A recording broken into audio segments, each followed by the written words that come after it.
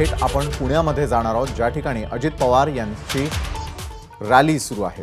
या रॅलीमधून आपण थेट दृश्य यावेळेला पाहू शकतो। एका बाजूला जोरदार झालेला पाऊस आणि त्यानंतर पावसात अजित पवारांची सुरू असलेली रॅली। लोकसभा मतदारसंघातील आढळराव पाटील या उमेदवारासाठी स्वतः अजित पवार भर पावसात या ठिकाणी रॅली घेत आहेत पुण्यातील कोंढवा परिसरात।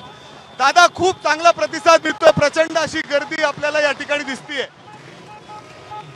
आम्ही आमचं काम करतोय, मतदारांना विनंती करण्याचं। शेवटी मतदारांनी ठरवायचं की 13 तारखेला काय करायचं। मतदार राजा आहे, त्याला रिस्पेक्ट देणं आमचं काम आहे।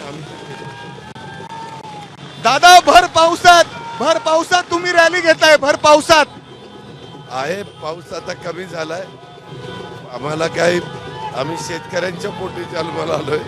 पाऊस का आज पावसात आम्हाला भिजायची सवय, त्याच्यामुळे आम्हाला त्यात विशेष काही वाटत नाही। दादा, खरं तर पाऊस हा पवारांसाठी खूप शुभ मानला जातो। अजित पवारांसाठी हा पाऊस काय एक नवीन इतिहास घडवेल? हो का, निसर्ग जो काही कधी पाऊस असतो, कधी ऊन असतं, कधी काय वारा असतो, काम करत राहायचं। शेवटी जनतेने ठरवायचं काय करायचं ते। पण दादा, ज्या पद्धतीने तुमचा चेहरा सांगतोय, एक वेगळाच कॉन्फिडन्स दिसतोय आणि प्रतिसाद खूप चांगला आहे।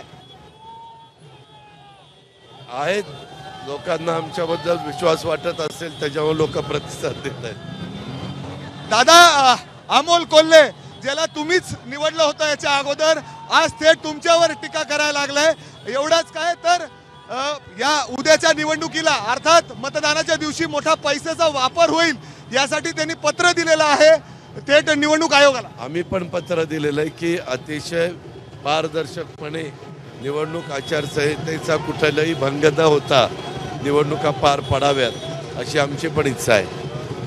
दादा, खरं तर मोदींनी जी सभा घेतली त्यामध्ये जर आपण बघितलं तर त्यांनी थेट सांगितलं की शरद पवार आणि उद्धव ठाकरेंनी देखील आमच्या सोबत यावं। हे भाष्य तुम्ही ऐकलं असेल, काय वाटतं एकंदरीत, का ते असं म्हणले असावेत? मला त्याच्याबद्दल जास्त माहिती नाही, तुम्ही वेगळं बोलताय, त्याच्या मागचा मतितार्थ हा वेगळा असणार आहे। मी त्याच्या संपूर्ण माहिती घेऊन बोलतो, कारण सकाळपासून मी प्रचाराच्या निमित्तानं बाहेर आहे।